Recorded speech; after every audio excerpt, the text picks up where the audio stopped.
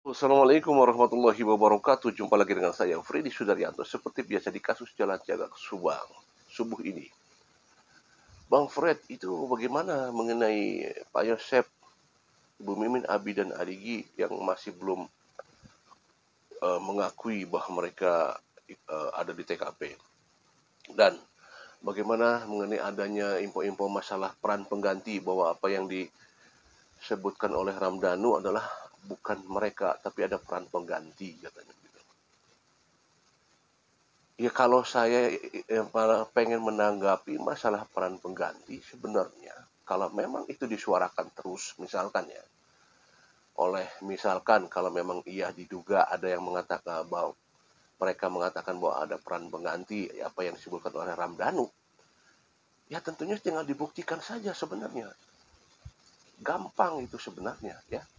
Kalau memang ada peran pengganti, misalkan keyakinan, misalkan ya, ada keyakinan bahwa ada peran pengganti, ya tinggal di disampaikan kepada pihak penyidik bahwa itu ada peran pengganti, kan dengan pihak penyidik waktu itu dia akan bilang, mana buktinya kalau misalkan peran pengganti, Pak Yosef diganti oleh ini si ini, Ibu Mimin diganti oleh si ini, Abi diganti oleh si ini, Adigi diganti oleh si ini. Ya, mana bukti-buktinya, kan gitu sebenarnya. Tinggal menyampaikan saja. Oh, nanti akan disampaikan di pengadilan. Apakah mungkin bisa disampaikan di pengadilan? Memang tidak ada yang tidak mungkin, bisa saja dia akan mengatakan. Tetapi ya harus dengan bukti. Buktinya kuat apa tidak, begitu kan? Nah, karena proses daripada untuk bisa menentukan seseorang menjadi tersangka kan itu suatu proses. Dan kita ketahui bahwa nanti di pengadilan adalah hasil daripada semua BAP-BAP yang sudah dilakukan oleh pihak penyidik, yang dimana sudah tertuang di dalam suatu berkas. Itulah nanti yang akan dipermasalahkan atau dibahas di pengadilan nanti. Kalau misalkan tiba-tiba sekarang misalkan memunculkan nama-nama baru, ya itu pun kan harus ada proses.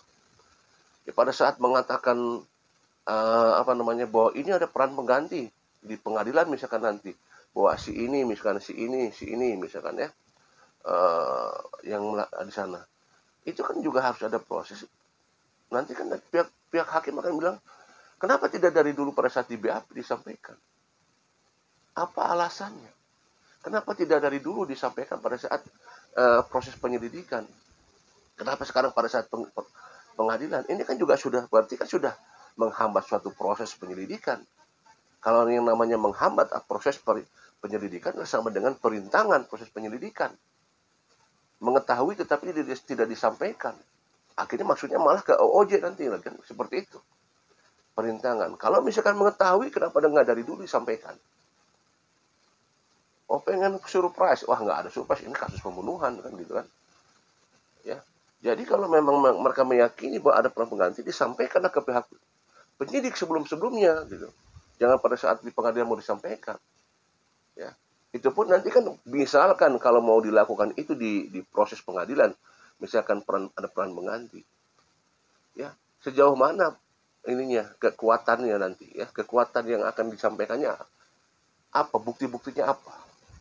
Kecuali kalau misalkan ya nih, kalau misalkan di pengadilan dibuktikan bahwa ada peran pengganti di sana, kemudian ada videonya, di video tuh yang lagi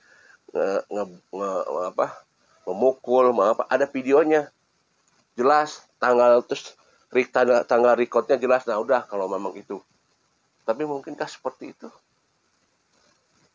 ya? Kalau hanya sekedar bahwa ini sini diduga, susah kalau begitu. Kalau hanya diduga saja.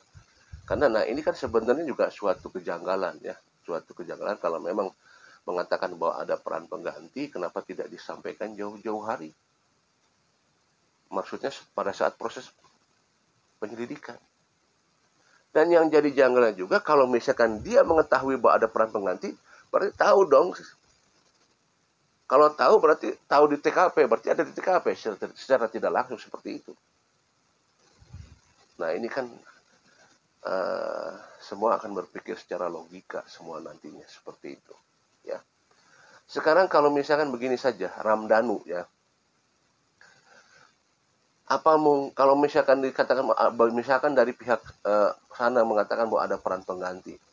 Ramdhanu untuk apa tujuannya kalau misalkan harus ada peran pengganti, harus digantikan. Misalkan ya, kalau kepentingan apa? Kepentingan Ramdhanu apa coba untuk bisa menggantikan peran itu?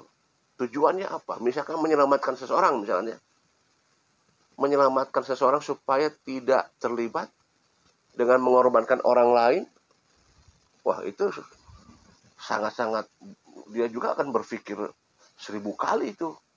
Menyelamatkan seseorang misalkan. Katakanlah peran pengganti itu misalkan si A, si B, si C, si D misalkan ya. Dia mengorbankan orang yang 4 ini, tidak jadi tersangka dengan mengorbankan Pak Yosef, Ibu Mumin, Abi dan Adik. Mungkin tidak itu. Kepentingannya apa? Ini kasus besar loh, bukan kasus maling ayam. Ramdhanu untuk bisa misalkan mengganti peran sangat-sangat tidak mungkin ya. Sangat-sangat tidak mungkin. Keperluannya apa dan wah itu kan nggak bisa. Apalagi Ramdhanu menceritakan secara detail kronologis di rekonstruksi. Itu nggak gampang kalau bukan dia melihat, melakukan, mendengar langsung di lapangan. Untuk bisa, misalkan Danu berbohong di semua adegan, misalkan, nggak mungkin. Itu yang namanya adegan 97 adegan. Kalau dia tidak melihat, tidak mendengar, tidak merasakan, tidak mengalami, untuk menghafal 97 adegan sangat-sangat tidak mungkin. Jangankan 97 adegan, 5 adegan aja kalau tidak melakukan akan lupa itu. Nah ini kan secara detail Ramdhanu menjelaskan kronologisnya dari A sampai dari 1 sampai 97 secara detail, orang-orangnya secara detail. Ya, apa mungkin di sana salah melihat orang? Walaupun katanya gelap, walaupun segelap-gelapnya juga kan ada cahaya dari samping garasi. Akan terlihat jelas mukanya di sana. Jadi sangat-sangat tidak mungkin ya. Jadi kalau ada yang mengatakan bahwa ada peran pengganti, saya kira sangat-sangat tidak mungkin ya. Itu pun banyak yang bertanya kepada saya, rekan-rekan dari luar ya, itu ya saya bilang saya tidak mungkin.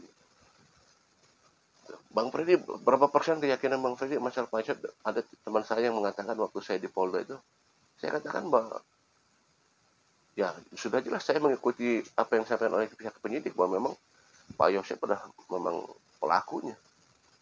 Seperti itu. Ada yang mengatakan, wah bukan bang, katanya begini-begini. Kenapa bilang bukan? Gitu. Karena kan,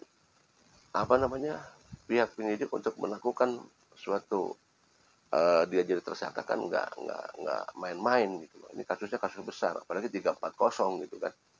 Seperti itu. Karena begini, satu hal aja, yang ini logika yang secara sederhana saja lah.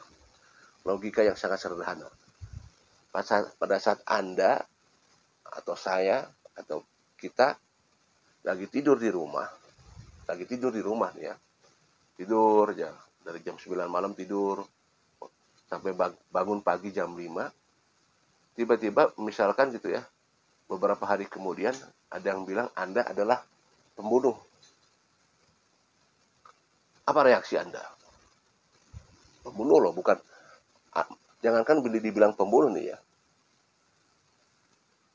reaksi dibilang maling ayam aja, kamu maling ayam. Apa reaksinya? Kalau Anda memang tidur dan Anda tidak maling ayam, wah marah itu. Sebut maling ayam, ya. Marahnya bakal terekspresikan marahnya. Wah gimana? Dituntut balik kalau perlu kan gitu. Sekarang kalau Anda lagi tidur disuruh dibilang pembunuh, bukan maling ayam, dia pembunuh. Bagaimana reaksi Anda? Wah, dikejar sampai kapan penuh. Kamu ngomong asal, walah. Sampai ke Polda dikejar terus tuh, ditungguin Polda Jabar. Saya bukan pembunuhnya. Wah, tuh kejar. Ekspresinya terlihat. Ekspresi. Ya. Dan akan terus mengejar. Tidak. Ya, ini kan saya bicara logika. Anda tidak melakukan pembunuhan, Anda sedang tidur, tiba-tiba disebut pembunuh. Kan beda dong. Reaksinya kan beda, sangat-sangat beda tuh. Wah, marah segala macam, wah udah. Ya, seperti itulah ya. Jadi secara logikanya itu aja sudah terlihat sebenarnya. Ya. Kalau misalkan dikatakan bahwa alibinya ada yang mengatakan demikian, ya nanti kan hakim yang akan bisa menilai. Misalkan alibi misalkan dari Pak Yosef demikian begitu ya. Ya nanti hakim yang akan menilai sejauh mana alibi itu eh, berkesesuaian ya. Katakanlah kalau Pak Yosef sekarang alibinya adalah dengan ibu tukang surabi jam berapa di sana. Kalau saya lihat kan ibu surabi tidak susah untuk menyebutkan jamnya ya. Di sana karena baru beginilah ya pun sekitar segituan jam ya. Kalau kita lihat di channelnya Kang Heri ya, ibu siapa Mak Njar ya, Mak Njar tuh nanti ya makanya kalau dia melihat dia akan berkata iya. Dan sekarang kesesuaiannya nanti kan hakim akan melihat jam berapa rekonstruksi dilakukan, kemudian jam berapa selesai, jam berapa apakah ada kemungkinan Pak Yosef pulang dulu ke rumah gitu kan. Nah, kan ya bisa saja nanti tinggal dicocokkan saja. Kalau misalkan kan kalau jam-jam sekitar jam 6, jam 7 ya masih ada kesempatan untuk pulang dulu ke rumah. Kecuali kalau beli surabinya jam 3 pagi. Ya. Beli surabinya jam 3 pagi atau jam 4 pagi ya di Cijengkol, nah itu bisa jadi kuat. Kalau jam 3 jam 4 pagi ya beli surabinya. Tapi kalau sekitar jam setengah tujuhan ya bisa ada kemungkinan dari TKP pulang dulu ke rumah. Bisa saja seperti itu. Ya. Nah ini kan bisa seperti itu. Artinya bahwa alibi itu kan nanti kuat nggak nih pernyataan-pernyataan dari alibi itu, gitu kan? Diperkuat oleh siapa lagi? Oleh Ibu Ratna misalkan ya. Apakah Ibu Ratna juga saksi yang akan dihadirkan nanti di persidangan? Apakah kesaksiannya juga diambil oleh pihak kepolisian pada saat itu dan ada di berkas apa tidak? Ya, muncul apa tidak seperti itu kan? Nah, ini kan alibi-alibi yang akan nanti memperkuat mereka di persidangan. Hakim yang akan menilai ini semua. Jadi kita lihat beberapa tidak sedikit juga banyak sudah praktisi-praktisi yang sudah mulai mengarah. Karena kan seiring berjalannya waktu kita melihat perkembangan, akhirnya kita kan bermain jangan hanya bermain jangan bermain hati gitu. Jadi bermain logika. Kalau bermain hati ya kalau sudah tidak ya tidak terus saja gitu kan. Kan kita ada berpikir kan menganalisa gitu loh. Berpikir menganalisa ini kejanggalannya apa gitu kan seperti itu. Ya baik demikian rekan sahabat pagi ini. Mudah-mudahan nanti hari Selasa terjadi pertempuran yang sangat dahsyat di hari Selasa ya. Assalamualaikum warahmatullahi wabarakatuh.